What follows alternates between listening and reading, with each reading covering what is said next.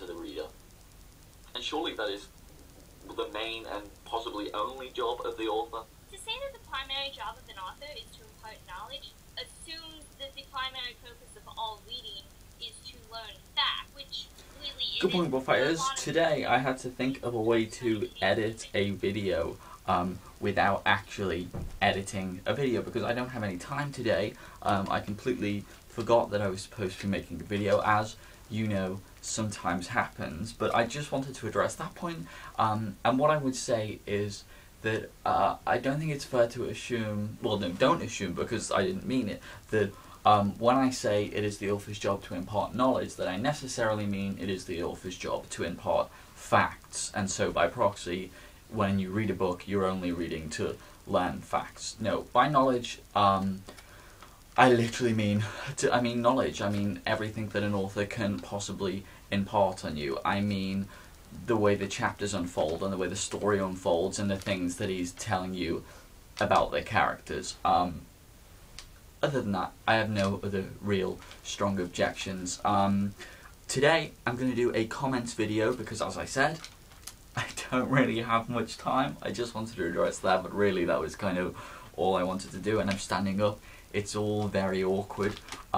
So I have my comments written on the back of a Waterstones receipt. In case you're interested, you're probably not, but in case you are, the receipt is for Will Grayson, which I purchased the other day and have not had time to read. By the way, what I am reading, bear with me,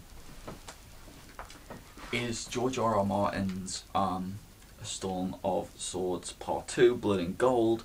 Those of you who followed our exploits last year will know how much I love that book. Dragon Boy 92 says, in relation to, see, there's no room for the, there's no room to get your words out. You just have to move on. There's also no room, evidently, to talk about your mistakes because look, seconds are passing. Okay, this is terrible. Dragon Boy 92 says that Melville seems to follow the philosophy of why say something in 6 words that can be laboured in 40. I would change that slightly. I would say that his philosophy is more why say something in 6 words that can be more carefully explored in 40. That's what I would add to that. Duchovny, D-U-C-H-O-B-N-E-Y, wants my reaction to Katie's video. I didn't disagree strongly with anything in Katie's video. I thought it was a perfectly reasonable and actually very good observation that there are 2 Ishmaels, because there certainly are. And there are times in the book where it's a third-person book, whether you like it or not, and you have moments of, in the chapter that I like, the Symphony, you have moments where you have Ahab and Starbuck talking and having a meaningful conversation. I mean, are we to assume that Ishmael is kind of eavesdropping, or there's no way he could get the expression that they give to each other?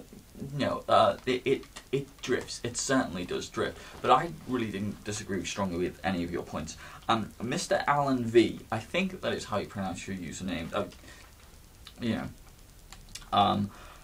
Says in a comment on Julia's last video, no, the video before last, I think I saw a copy of Last of the Mohicans. How about a review of that, eh? And then later on a video on Sarah's video at the weekend, Mr. Alan V also commented, expressing his contempt that we were still on Moby-Dick and thinks we should do a review of Last of the Mohicans. Unfortunately, we have not planned to do such a review of Last of the Mohicans, and Moby-Dick will be lasting the entirety of January. If you're fed up with Moby-Dick, that's absolutely fine. We'll start on The Fault in Our Stars in February, which you can buy now. And if you look on our Squidoo page, which I will put links in the description, you will find a list of all the books that we will be reading this year. However, I will give you my review of Last of the Mohicans. I love Last of the Mohicans. I think that Hawkeye is one of the only characters in literature that shows the glory of not reading and being illiterate, which I think is some feat, and I think that Uncas is one of the great